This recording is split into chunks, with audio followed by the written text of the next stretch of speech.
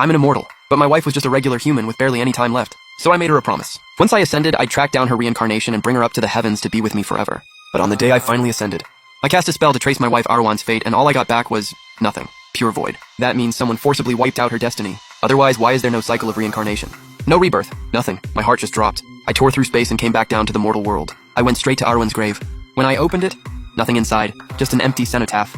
Mountain god, earth god, get out here. The second I roared, two figures appeared out of nowhere and dropped to their knees in front of me, trembling. Please spare us, immortal. We weren't expecting you, please forgive us. Now I have a question for you two. The woman buried here 300 years ago. Where did her soul go? And where are her remains?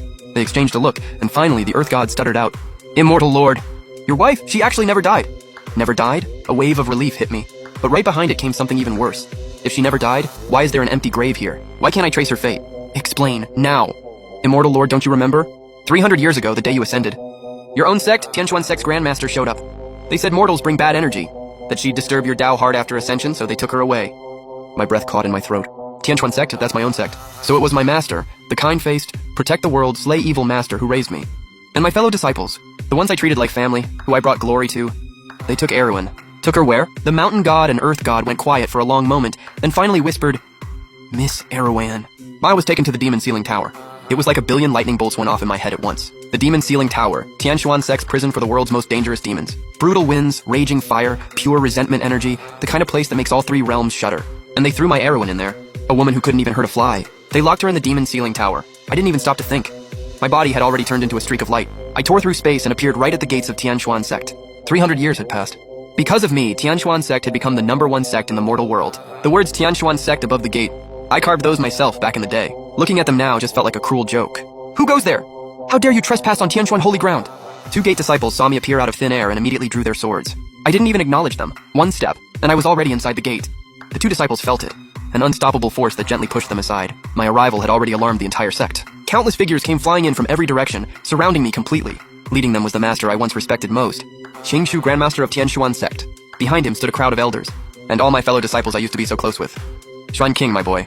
You're back from the heavens! Come, let your master take a look at you! Still the pride of our Tianquan Sect. An immortal lord truly looks the part, like he always used to. He moved in to clap me on the shoulder. I stepped aside and just stared at him. Cold. Master, where is my wife Arwan?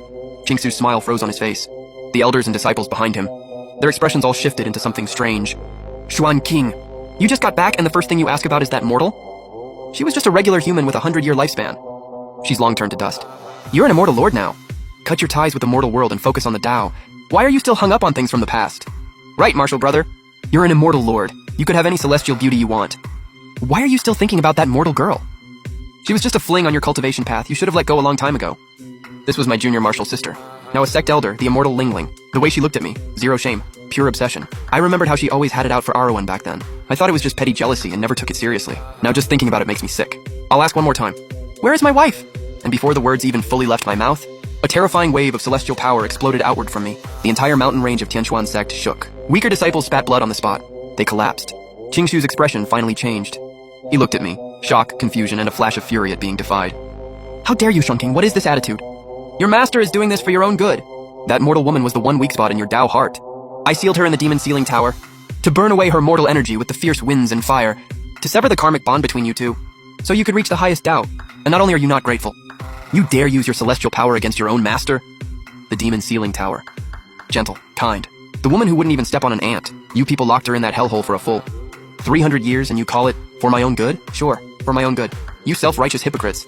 You don't get to talk about the Tao. Before I even finished, I was already standing at the entrance of the demon ceiling tower. What do you think you're doing? Stop him! Qingshu's voice was a mix of fury and panic, and Tianquan Sect's protective formation activated instantly. Thousands of sword beams shot out, weaving into a massive trap net. It came crashing down on me. I didn't even use any celestial technique, just raised my hand and gave it a light wave. The whole net shattered on impact. The two grand elders guarding the demon ceiling tower got blasted away by a single sleeve sweep. They slammed into the cliffside far away, unknown if alive or dead. The demon ceiling tower's walls were forged from 10,000-year dark iron, covered in sealing runes. In front of me, it crumbled apart like paper. I stepped inside. Endless darkness and a metallic stench hit me in the face. The demon ceiling tower has its own pocket dimension inside. The first floor held low-level demons, small fry. But even so, the resentment energy in there was enough to drive a mortal insane on the spot. I swept my divine sense and shot straight for the top. The higher you go, the stronger the demons, and the heavier the resentment. The brutal wind was like blades scraping across my immortal body. Even I felt sharp pain. I couldn't imagine what a mortal woman thrown into a place like this would feel. The despair of it. I didn't dare think about how Arwen survived these 300 years. I just knew I had to find her, get her out, no matter what she looked like now. When I reached the 9th floor, the very top of the demon ceiling tower, even I felt a chill. This floor held ancient demons powerful enough to overturn all 3 realms. But I looked around. The entire 9th floor was empty. Just one figure, pierced through the shoulder blades by countless black chains hanging in midair. The figure was so thin she looked like a dried-up corpse, even though she was completely unrecognizable.